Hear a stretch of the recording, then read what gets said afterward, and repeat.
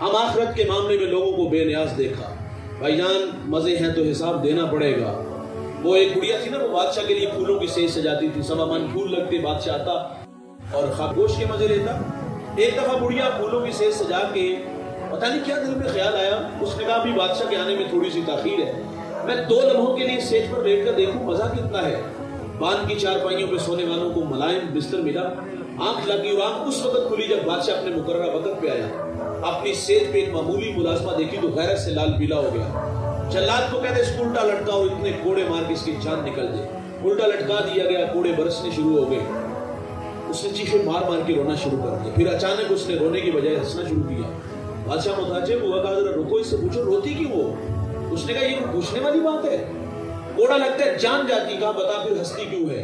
وہ کہتی میں تو ہنس اس لیے رہی ہوں، میں تو صرف 2 لمحوں کے لیے آئی اور اتنی مار کھائی ہے. جس کو عمر ہو اس پر لیٹ دے اس کا کیا بنے گا. بھائی جان اگر مزے ہیں تو حساب دینا پڑے گا. وہ ابراہیم بن ادم کی چھت پہ بیلول ٹہر رہے تھے. قدموں کی آہٹ سنی. کہا کون فقیر. بول اٹھا. کہا کیا کر رہے ہو. کہا اونٹ تلاش کر رہا ہوں. بادشاہ کی ہنسی نکل آئی. کہا بگلے کبھی چھتوں سے بھی اونٹ ملے ہیں. اقبال کہتے ہیں بات میں سادہ و آزادہ، معنی میں دقیق. یہ فقیر لوگ بات مختصر کرتے ہیں لیکن حکمت سے بڑی باتیں ہوتی ان کی. کہا حضور والا اگر چھتوں سے اونٹ نہیں نہ ملتے تو پھر نرم اور گداز بستروں پر رب بھی نہیں ملتا. دل کے آئینے پہ چوٹ لگی، سلطنت کو لات ماری، جنگلوں میں بھاگ نکلا. اتنا نام لیا، اتنا نام لیا، ہستی مٹا دی. دجلہ کی موجیں گواہ ہے یہ وہی ابراہیم بن ادم تھا. وہاں بیٹھ کر کے اپنی گدڑی سی رہا تھا. پاس سے رعایا کا بندہ گزرا، اس نے دیکھ کے پہچان لیا. بڑی حسرت سے کہا حضور والا وہ شاہی اچھی یا یہ گدائی اچھی. کوئی بحث، کوئی دلائل نہیں. ہاتھ میں سوئی تھی، پانی کی موجوں کے سپرد کی. آواز دی مچھلی سوئی لے آ. مچھلی منہ میں سوئی لے کے آ گئی. فرمایا بتا وہ شاہی اچھی یا یہ گدائی اچھی. اور بھائی جو اس کا ہو جاتا ہے پھر ساری خدائی اس کی ہو جاتی ہے. تو بھائی جان مزے ہے حساب دینا پڑے گا. کبوتر بلی کو دیکھ کر آنکھیں بند کر لے، اس کے خونی پنجوں سے بچ سکتے ہیں، وہ تو سہولت پیدا کر رہے ہیں. اگر ہم پرواہ نہیں کریں گے آئے گی تو دیکھی جائے گی. مولوی بخشے گئے تھے، ہنسی بھی بخشے جائیں گے. تو بھائی یہ نقطہ انجام کو جب یہ لوگ پہنچتے ہیں نا تو سوائے ذلت، سوائے رسوائی کے ان کے پاس کچھ بھی نہیں ہوگا. اور اگر زندگی اچھی گزارو گے، تقوی و عبادت والی گزارو گے تو پھر میرے بھائی نام بھی زندہ رہیں گے، پیغام بھی زندہ رہیں گے. آپ اس دنیا ہوش ربا پہ ذرا نظر دوڑا لو. جنہوں نے اچھی زندگی گزاری ان لوگوں کے نام تذکرے آج بھی باقی ہیں. میں اکثر ایک شخص کو بیان کرتا ہوں، میں ہر سال ادھر یہاں منکیرا کی طرف جاتا ہوں. ریگستانی علاقہ ہے، تھل کا علاقہ ہے. مرشد آباد کے نام سے وہ آستانہ ہے. میں پہلی دفعہ جب وہاں گیا تو میں حیرت کی دنیا میں کھو گیا. میلوں میل نہ بستی، نہ آبادی، نہ شجر سایہ دار، نہ شجر پھلدار.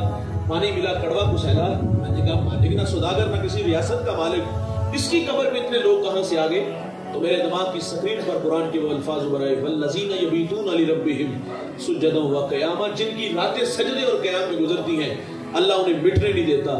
میں نے ریت کے ذروں کو وجد میں دیکھا، علماء کو، صوفیاء کو، اولیاء کو محبت کی بولیاں بولتے دیکھا. یار ایک دیوانہ کہہ رہا تھا ارے میں گسارو سویرے سویرے خرابات کے گرد پھیرے بپھیرے.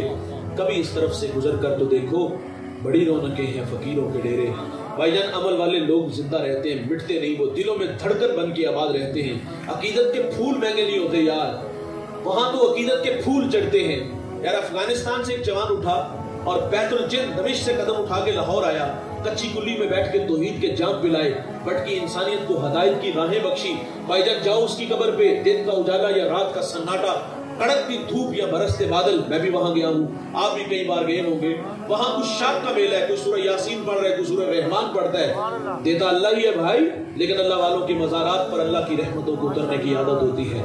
تبھی تو معین الدین چشتی اجمیری سنجری رحمت اللہ علیہ، جس کی ایک نگاہ نے 90 لاکھ مشرکوں کو ایمان دیا، شوق کی چنگاریاں کھینچ کے علی حجویری کے قدموں میں لے آئی. 40 دن کا چلا کاٹا دامن بھرا تو بے ساختہ بول اٹھا گنج بخش فیض عالم مظہر نور خدا نا کسارا پیر کامل کامرارا رہنما.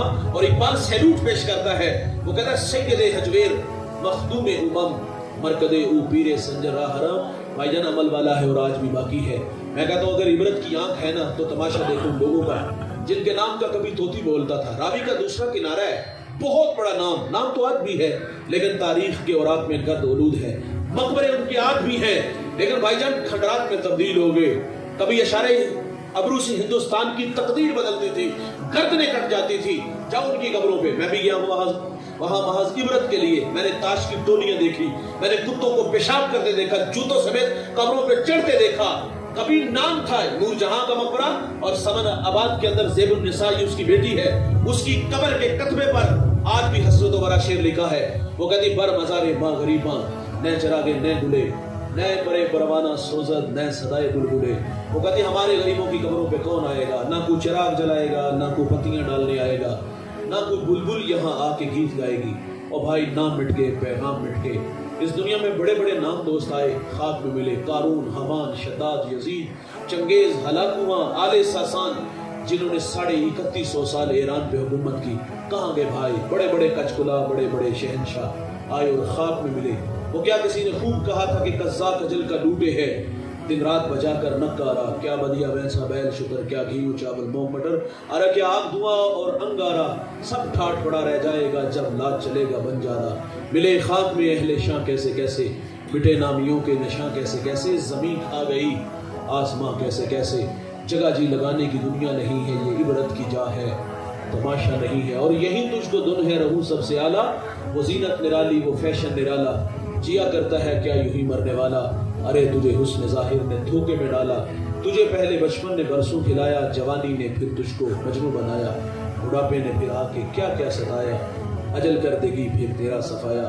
اور میرے قبلہ فرما دے یہ دنیا کوڑ کباڑا ہے، سب ٹھوک بجا کر دیکھ لیا، ایک سچا ہے در سائیں کا، اس در پر آ کر دیکھ لیا۔ یہاں دردی نہیں سب غرضی ہے، الفت کے رشتے فرضی ہیں، سچ کہتا ہوں کچھ جھوٹ نہیں، آواز لگا کر دیکھ لیا۔ بھائی جان 4 دن کی چاندنی ہے، پھر اندھیری رات ہوگی۔ آؤ میرے دوست قبل اس سے کہ وہ وقت میرے اور آپ پہ آئے اور ہمارے پاس کوئی حجت باقی نہ رہے۔ اس دن سے پہلے دوڑے ان راہوں پہ، جن راہوں پہ اللہ اور اس کے رسول کی رضا بچی ہے۔ راہ میسر ہے تو مبارک، راہ روٹ کی ہے تو آؤ بھائی مرنے سے پہلے ہم اپنے مالک کو، اپنے رسول کو منا لے۔ اللہ تعالیٰ سے دعا ہے اللہ مجھے آپ کو تقوی کی دولت سے مالا مال فرمائے۔